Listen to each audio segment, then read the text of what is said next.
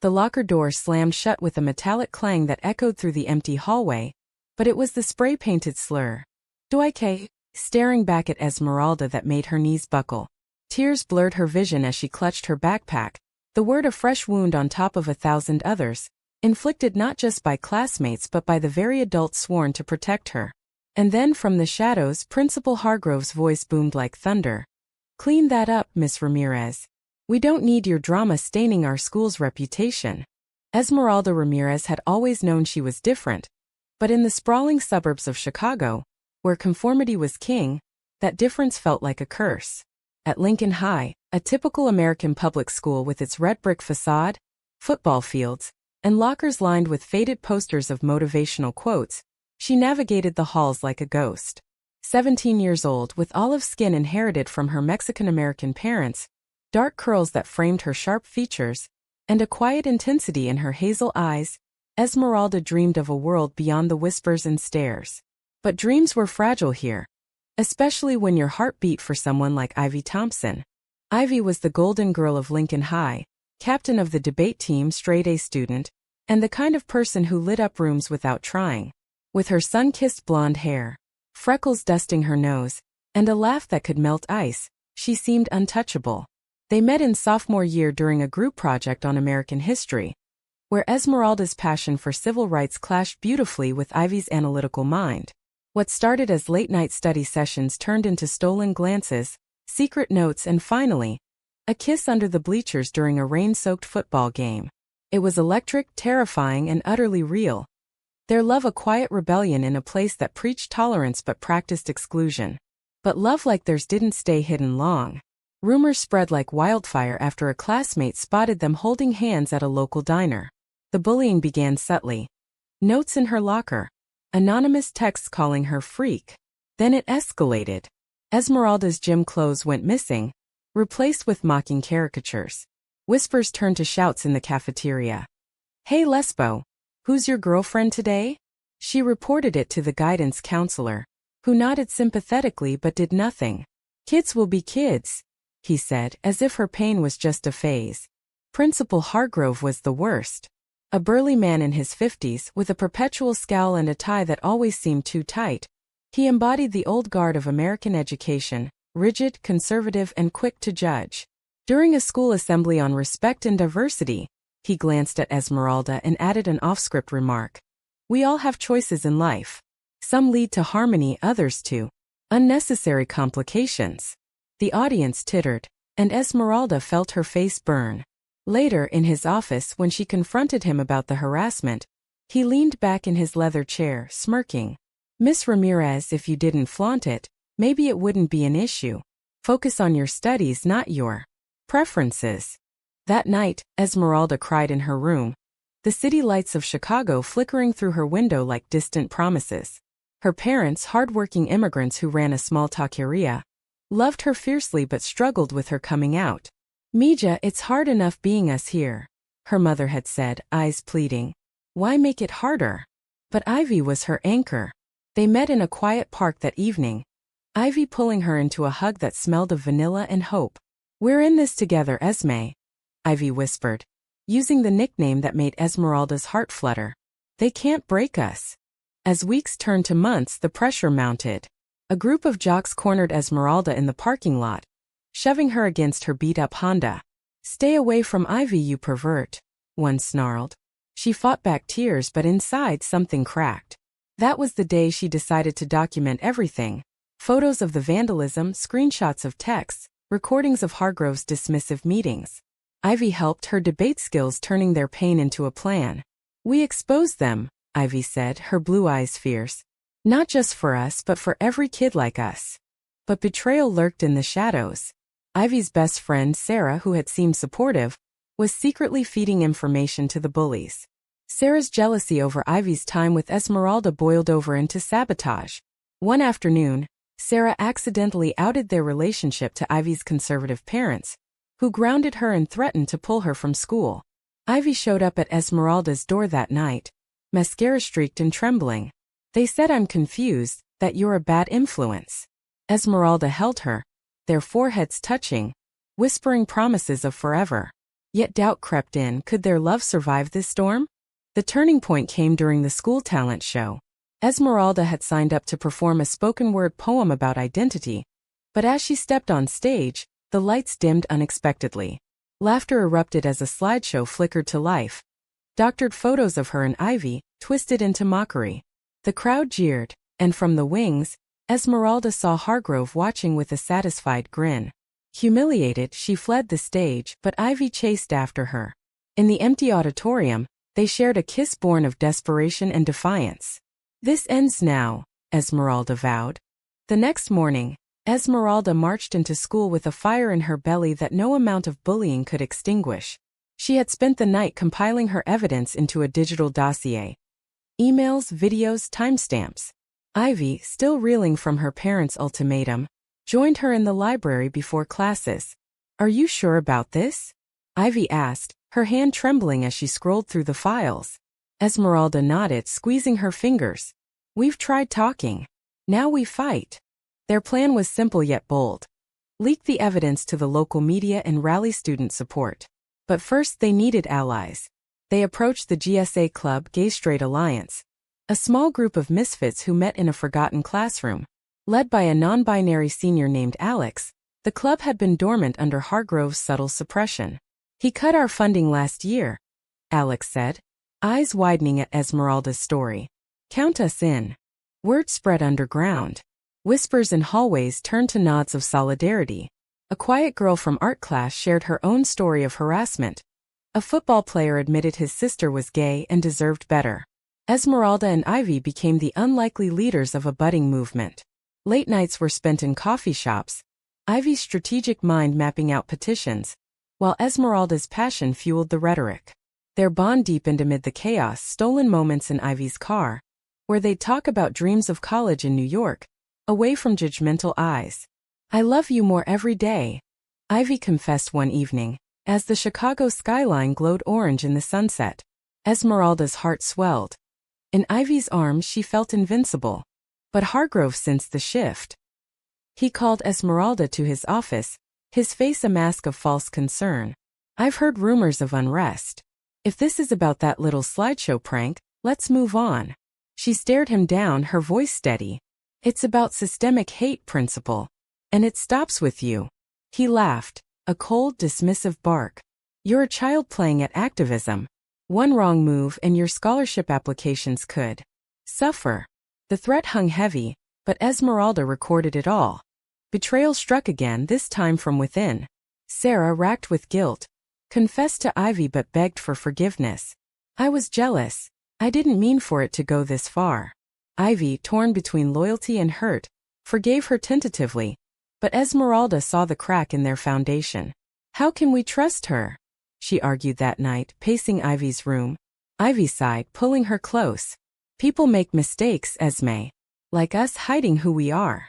Their argument dissolved into a tender embrace, reminding them why they fought. The high school buzzed with tension as the petition circulated. Over 200 signatures in days, demanding an investigation into Hargrove's conduct. Media outlets caught wind. A local Chicago Tribune reporter, tipped off by Alex, reached out. Esmeralda's hand shook as she emailed the dossier. "This could change everything," Ivy said, her voice a mix of fear and excitement. Crisis hit when Hargrove retaliated. He suspended Esmeralda for disrupting school activities, citing fabricated complaints. Her parents were furious, her mother yelling in Spanish about jeopardizing the family. "We came to America for opportunities, not scandals." But her father, quieter, pulled her aside. "I'm proud of you, Mija. Fight for what's right." Bolstered, Esmeralda appealed the suspension, with Ivy testifying at the school board meeting. The boardroom was packed. Students, parents, even a few teachers. Ivy spoke first, her voice clear. "Love isn't a choice, hate is. And this school chooses hate every day." Esmeralda followed, laying out the evidence. Gasps rippled through the crowd as Hargrove's recorded mockery played. He blustered, denying everything, but the damage was done. That night, as news vans parked outside the school, Esmeralda and Ivy escaped to their park. Under starlit skies they shared dreams anew. "Whatever happens, you're my home," Esmeralda whispered. Ivy kissed her softly, the world fading away. But shadows loomed, Hargrove's allies whispered of countermeasures, and Sarah's loyalty wavered once more. The media storm broke like a Midwest thunderstorm, drenching Lincoln High in scrutiny. The Chicago Tribune's headline screamed, "High school principal accused of fostering anti-LGBTQ bullying." Reporters swarmed the campus, cameras flashing as students chanted for change.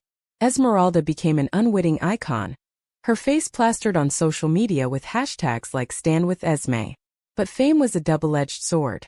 Trolls online amplified the hate, calling her a troublemaker or worse. Ivy stood by her, but cracks deepened. Her parents, influenced by the publicity, softened slightly, allowing supervised visits. Yet the stress weighed on Ivy. "I feel like I'm losing myself in this fight," she admitted during a hushed phone call. Esmeralda's heart ached. She wanted to protect Ivy, not drag her down. Their meetings grew furtive, laced with urgency. In a diner booth, hands intertwined under the table, Esmeralda said, "If this is too much, I understand." Ivy's eyes filled with tears. "No, Esme. You're worth every battle." Hargrove fought back dirty. He leaked rumors about Esmeralda's unstable home life, twisting her family's immigrant status into ammunition. A school board ally proposed a morality clause for students, veiled homophobia. The GSA rallied a protest, banners waving in the schoolyard. Love wins, hate loses. Police arrived, tensions boiling as Hargrove watched from his window, smug. Betrayal peaked when Sarah flipped. Pressured by her own parents, she recanted her support, claiming Esmeralda exaggerated events. The news hit like a gut punch. Ivy confronted her, friendship shattering in a tearful hallway scene. "How could you?" Ivy cried. Sarah shrugged, eyes averted. "I have to think of my future." Alone that night, Ivy broke down in Esmeralda's arms. "Everyone leaves," she sobbed. Esmeralda held her, whispering, "Not me. Never me." The climax brewed at the district hearing, a packed auditorium, air thick with anticipation. Hargrove testified first, portraying himself as a victim of woke activism. Then Esmeralda took the stand, voice unwavering. "This isn't about me. It's about every kid who's afraid to be themselves because of people like you." She played the recordings, showed the photos. The room erupted, applause from supporters, boos from detractors. Ivy followed, her testimony a poignant plea. "Love shouldn't be a crime in school. Esmeralda taught me that." Their eyes met across the room, a silent vow amid the chaos. But Hargrove's lawyer dropped a bomb. Falsified emails suggesting Esmeralda fabricated evidence. Shock rippled, doubt seeded. Esmeralda's world spun. "It's a lie," she shouted, but the damage stuck. That evening, isolated in her room, she questioned everything. Ivy arrived, defiant. "We prove it wrong. Together." They pored over files, uncovering digital footprints tracing the fakes back to Hargrove's office IP. Triumph surged, they had him. The next day, they presented the counter-evidence. The board gasped, Hargrove's face paled. Resignation followed swiftly. He was placed on leave, an investigation launched. Cheers echoed, but victory tasted bittersweet. Media hailed them as heroes, but scars remained. In the aftermath, Esmeralda and Ivy walked the halls hand in hand, no longer hiding. Students nodded respectfully. The GSA flourished. Yet personal wounds lingered. Ivy's parents invited Esmeralda to dinner. A tentative olive branch. "We're trying," her mother said awkwardly. Esmeralda smiled, grateful for small wins. As graduation loomed, they planned futures. College in California where acceptance bloomed. But doubt whispered, could love forged in fire endure peace? One starry night on a rooftop, Esmeralda proposed a pact. "No matter what, we choose us." Ivy sealed it with a kiss, hearts entwined. Summer in Chicago brought humid breezes and a sense of renewal, but for Esmeralda and Ivy, it was a time of reckoning. With Hargrove ousted, fired after the investigation confirmed misconduct, the school implemented anti-bullying policies, crediting their activism. Esmeralda received a community award, her story inspiring a TEDx talk. Yet fame isolated her. Old friends distanced, new ones flocked for clout. Ivy struggled most. The betrayal by Sarah left her guarded, questioning trusts. "What if I'm not strong enough for this?" she confided during a lakeside picnic. Esmeralda cupped her face. You are. We both are. Their love evolved deeper, more vulnerable. Weekend road trips to Wisconsin dunes, where they build sandcastles and share secrets, rekindled joy. But conflict resurfaced.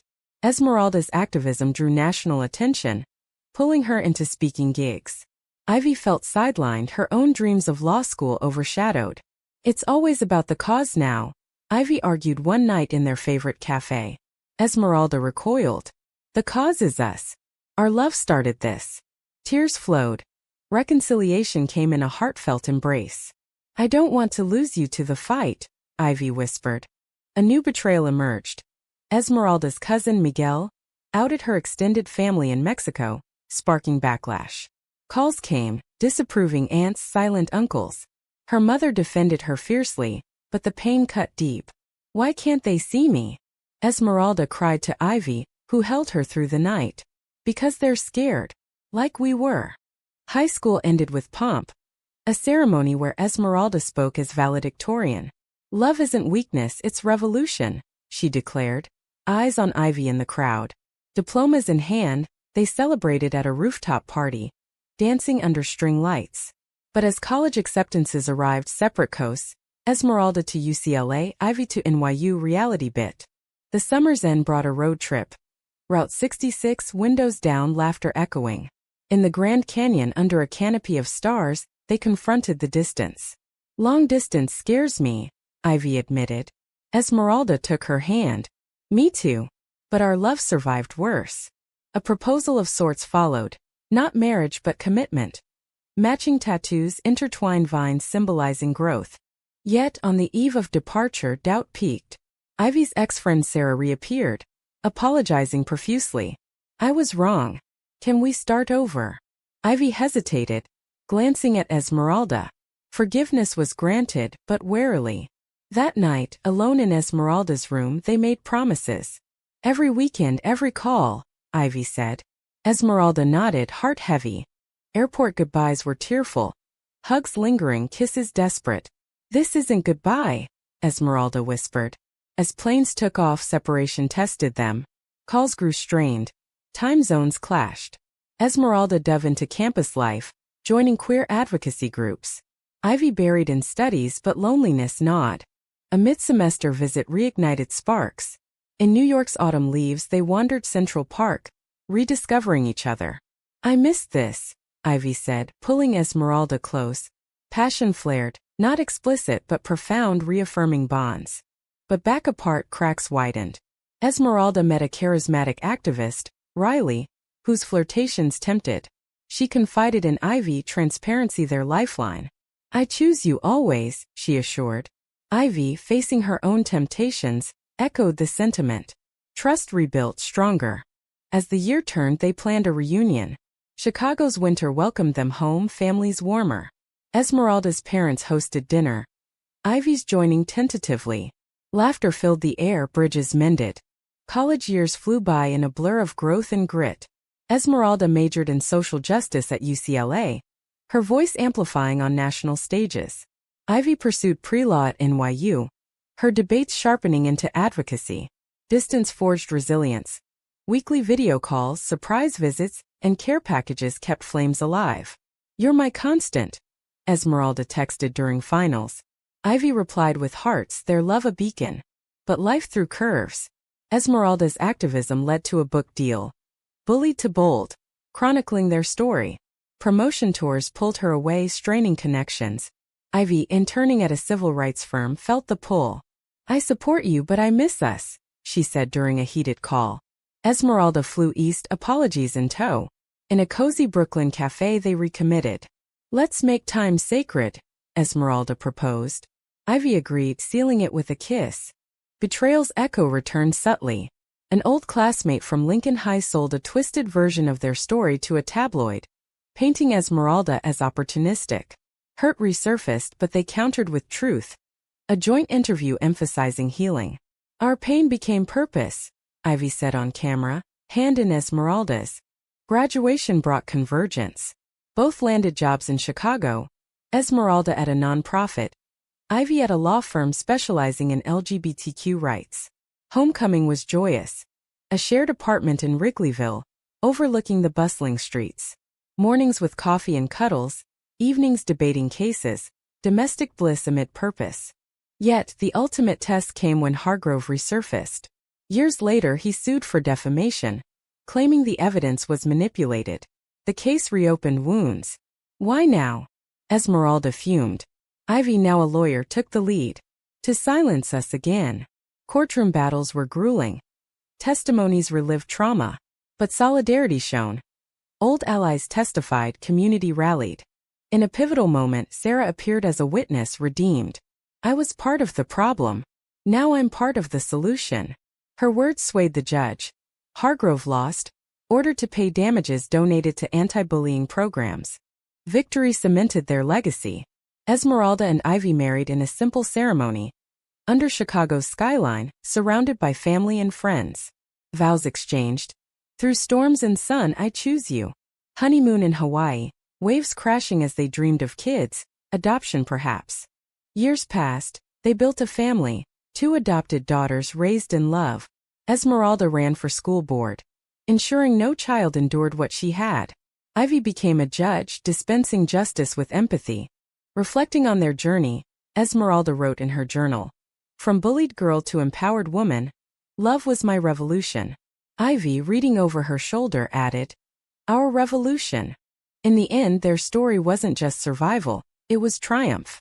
A testament to resilience, forgiveness, and the human spirit's capacity for change. Love in all its forms prevailed, not without scars but with profound humanity.